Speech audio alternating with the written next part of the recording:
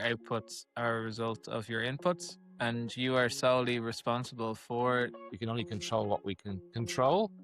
And the important thing is being aware of your purpose and your why helps you recenter and get away from that craziness. People need us now more than ever. When the world is crazy, people are looking for that escape. People are looking to find some joy. We really can't control what's happening in the world. The world can be going crazy around us, but what was happening with us individually, our lives still need to be recognized and remembered for the future. Difference Maker, welcome back to the Difference Maker Revolution podcast. Today we're joined by Ronan, Steve, Janine and Jono. So today we're going to talk about this crazy world that we live in now. What about this crazy world? That was quite the intro. Wasn't it just? It was sort of matter of fact, let's get down to it. Let's limit the excitement compared to previous introductions when we normally fall off our seats.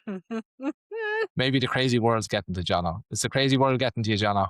Just a little bit. So, Janine, why, in your opinion, is the world crazy? Loaded question. Why are you asking the American this one? I'm feeling targeted here. Oh, Ronan.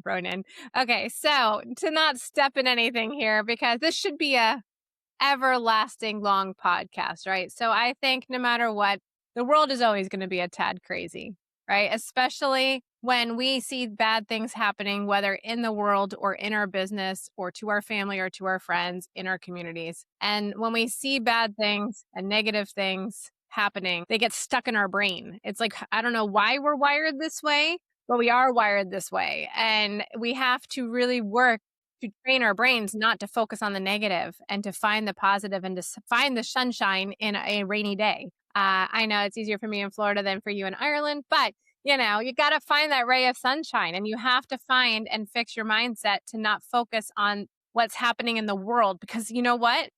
Like most of us, we really can't control what's happening in the world. We don't have that kind of power. I wish we did. It would be so nice if the world stage would just listen to what I had to say, but I really have no influence on it. What I do have influence on is right here and the people around me with my family, my business, my studio, my clients. And that's where I have to choose to place my focus to make a difference in this community and this circle. What's crazy for you, Steve? Well, the world is crazy right now at the moment. Even though we're not American, we still feel the effects of the craziness. But you're right. For whatever reason, human beings seem to be wired to remember all the negative things. And to throw petrol on all of the negative things. Let's hope we still have petrol. Shouldn't be wasting it right now. Speaking of negative things. Yeah. So it's really difficult not to get in that mindset. And I know, we've been through, global financial crisis. We've been through a whole lot of things. And a lot of people gave up. But it's those times when there's a lot of people looking for something that is going to uplift them. And they're looking for something that's going to make them feel better, to help them heal a little bit and separate themselves from what the external world seems to be impacting on them. And I think that's what places what we do as difference makers at an even, I suppose, greater need for everybody, because when the world is crazy, people are looking for that escape. People are looking to find some joy. And as difference makers, that's what we do. We help people focus on what they have to celebrate. And there always is something that we have that we can celebrate. We just need to focus on that. So I think it increases a demand. And we're seeing it. Like we see it all the time in that the members that really are positive and do believe in finding something amazing in somebody are doing better than ever. And the ones that are stuck in the doom and gloom seem to be the ones that are struggling. So we tend to manifest what we see, and we filter out what we're not focused on. And so it's really important to control your mindset and to really know that right now people are looking for exactly what we're doing. They're looking for that escape. They're looking for some joy. And that's what we do as difference makers. So, Jono, that was a long, crazy word from Steve. What's your interpretation of the crazy world right now. I don't pay attention to it because I can't control it. So I firmly believe that any of your outputs are a result of your inputs, and that you control what you can input to something, and that's going to generate an output. And you are solely responsible for. Wow, that's a massive bumblebee that just flew in and is flying right next to me. Hello, Mr. B. Be nice to the bumblebee. We need them in this world. He is huge, literally ginormous. Oh, hello. He's making honey for you. So, bumblebee aside, We're not seeing bumblebee. We're seeing honey. That's what we're seeing. Sweet honey. yeah, as long as he stays over there, he'll be okay. He's not on camera yet. Anyway, so gosh, she or he is huge. Anyway, he might make an appearance in a minute on the camera, but this is not really good timing, is it? All right, we let Jonathan deal with the bee and figure out the bee, and just never kill a bee, John. It's not like a wasp. Okay, you can kill the wasp, but don't kill the bee. I know. I'm gonna help him back outside. Probably a queen bee if it's a big bee. She's looking for a new nest. Like, I can understand how the craziness in life can get into your head. Like we all go there on occasion. But as Janine and Jonathan and you said, Steve, like, we can only control what we can control. And the important thing is that being aware of that and being aware of your purpose and your why helps you recenter, right? And get away from that craziness and say, as you said, Steve, people need us now more than ever. And this reminds me of probably a podcast we had during COVID where we were saying exactly the same thing. But they do, and people get distracted. And I know you said something many times, Steve, which was, we're the most connected society through social media and all that, and yet we're the loneliest society, And so it's I think it's really, really important as difference maker photographers to understand who already understand that it's not about the photography. It's about how we can help people feel a certain way and rediscover something that maybe they've lost about themselves or reconnect as a family and all that. So, it's difficult with all the media that's thrown at us, both on social media and the mainstream TV and the mainstream radio. But often what we forget is that they dramatize everything because that's how they earn their money. Because drama attracts the eyes of us mere humans.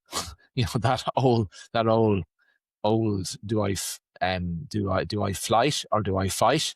In our brain sort of takes over when on occasion, and the media just play into that time and time and time and time and time and time again.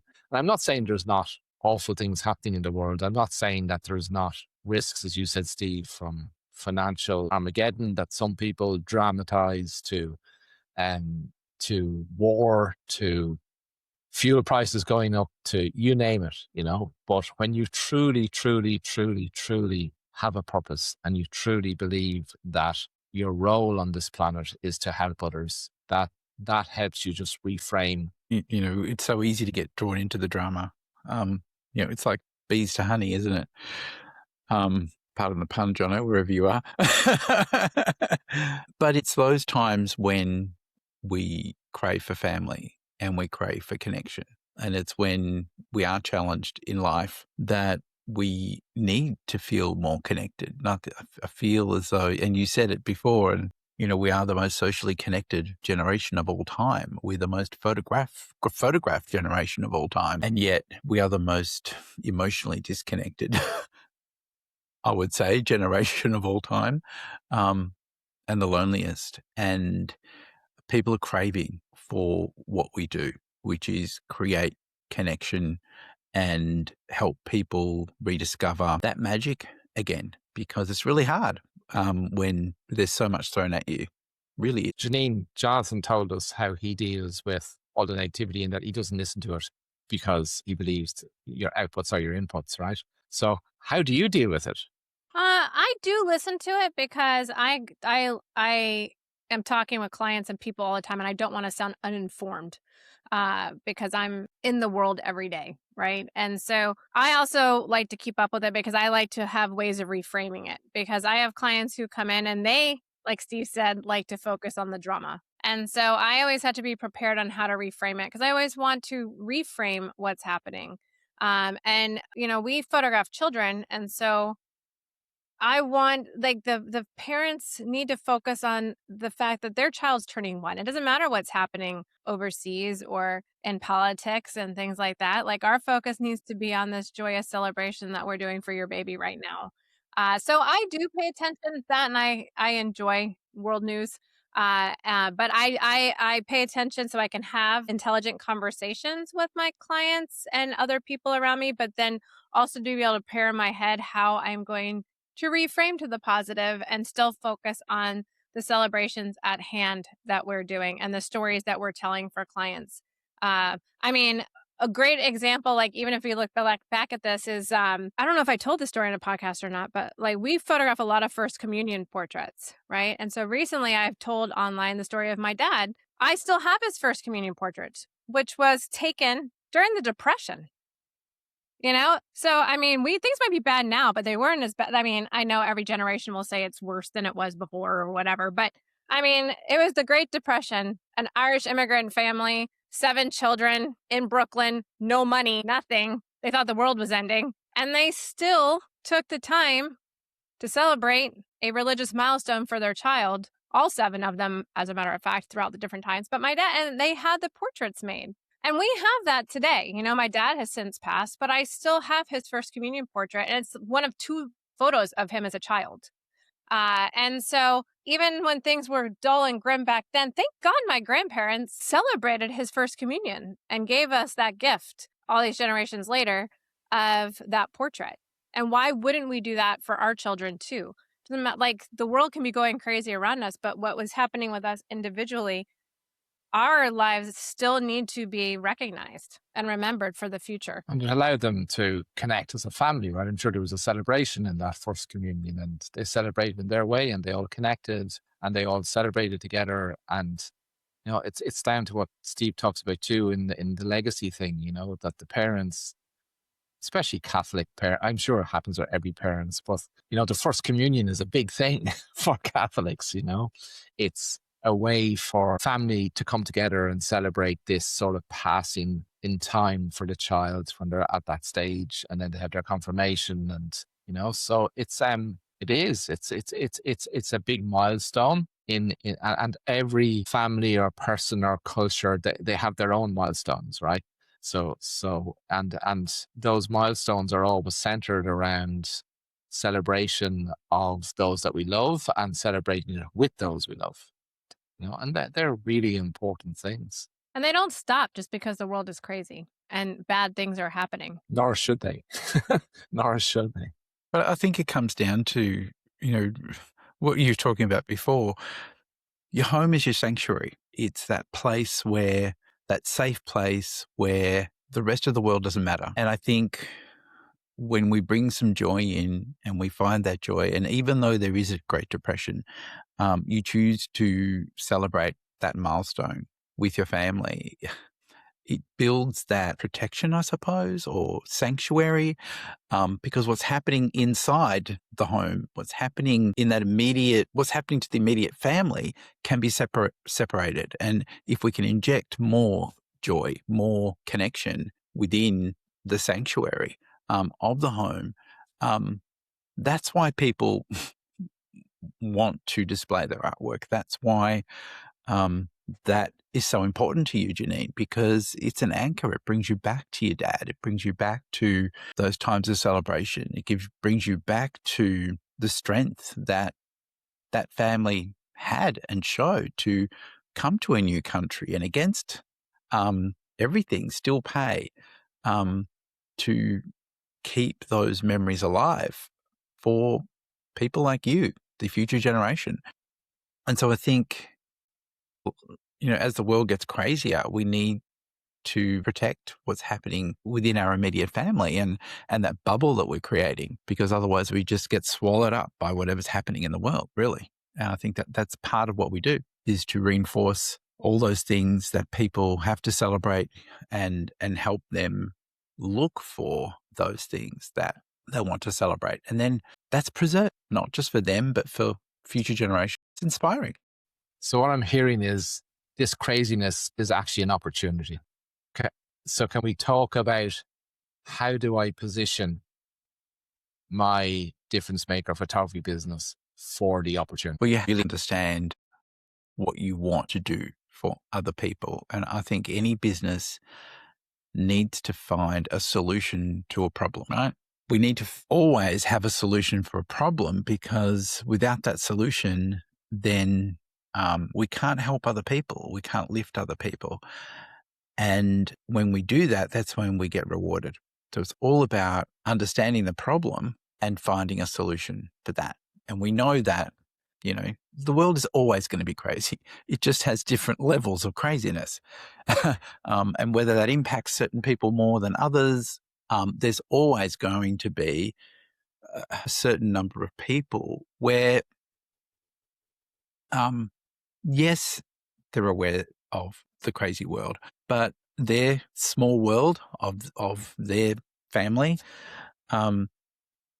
is protected. And we don't need a lot of clients to have a successful business. If you think about how many people there are in the world, we need a very few. But there are many photographers in the world, and we can, one at a time, each of us, if we all did our little bit to find some joy, find a solution for somebody, know our purpose, know our why, understand that what we're really doing is bringing people together and helping people reconnect with themselves and with those emotions that they desperately want to feel again. Because a lot of people are lost. And so we just need to guide them to help them find that special thing about who they are, find their magic again. And so I think that's the solution from where I stand.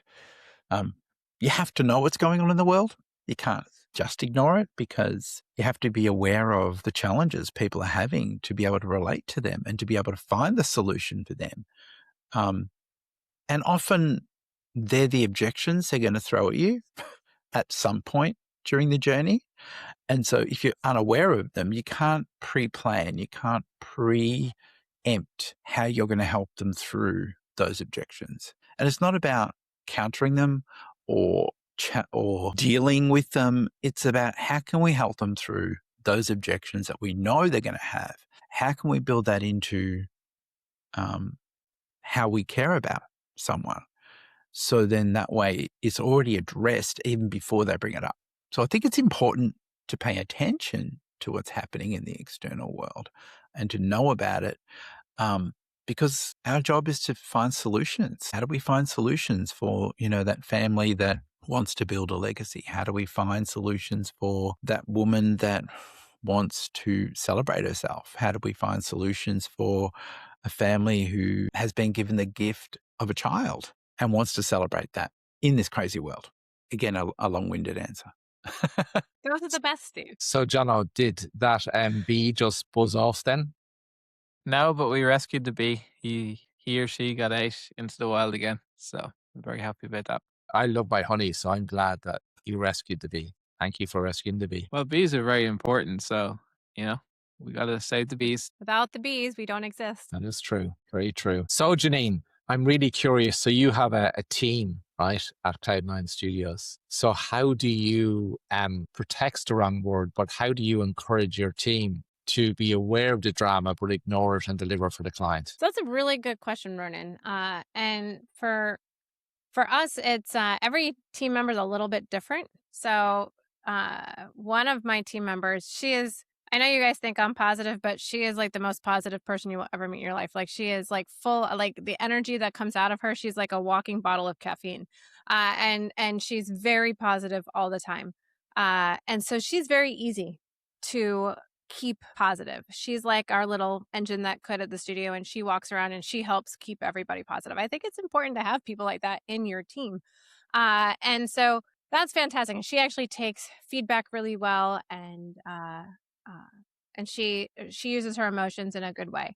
I have another team member, and she is also very positive too, but she always needs a little bit of reframing sometimes, right? And then I don't know, different people doing different things. So every morning, we have a team meeting when we're all here together. If we're not all here together, I still meet with whoever is here after we finish our morning meeting, of course.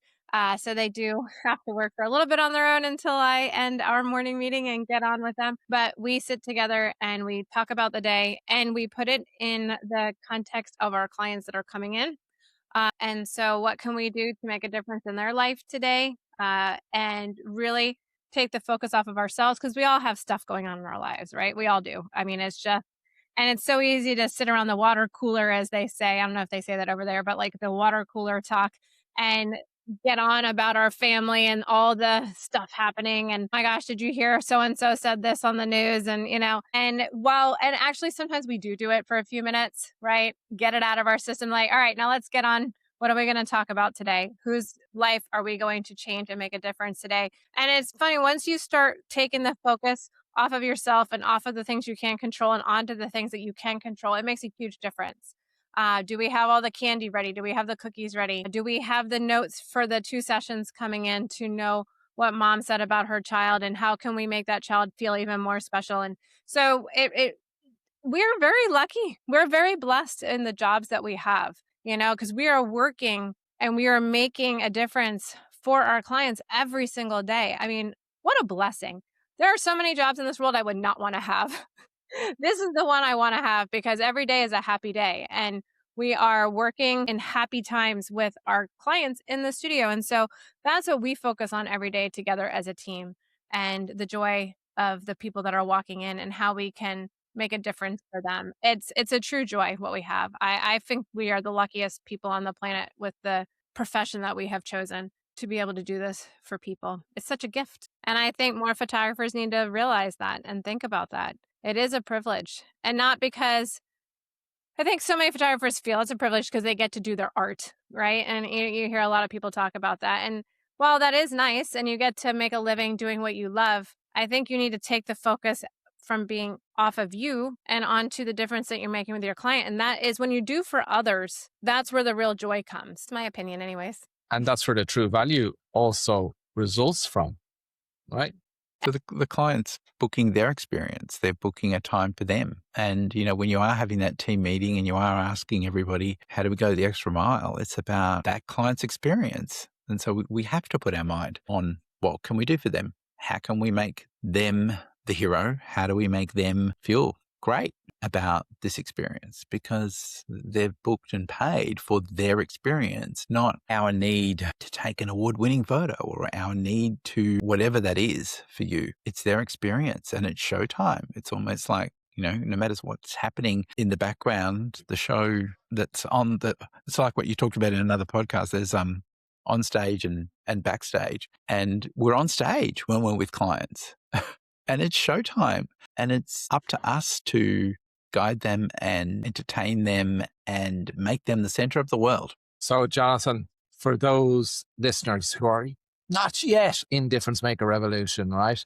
but want to sign up to the principle that in these crazy times, we don't want to survive. Let's join the difference makers and thrive. What do I need to do? Step 1, get off your arse from social media, blaming everyone else for all of your woes in life. And step 2, realize that you are in control of your destiny. And step 3, click the apply now button below and apply to join the inner circle. And step 4, finally take control of your inputs and as a result, control those outputs, because you are in control. You can do it, but you need to realize that you are responsible for your results. You are ultimately responsible for your results. We will help you to get those results, but you got to take action. You got to do it.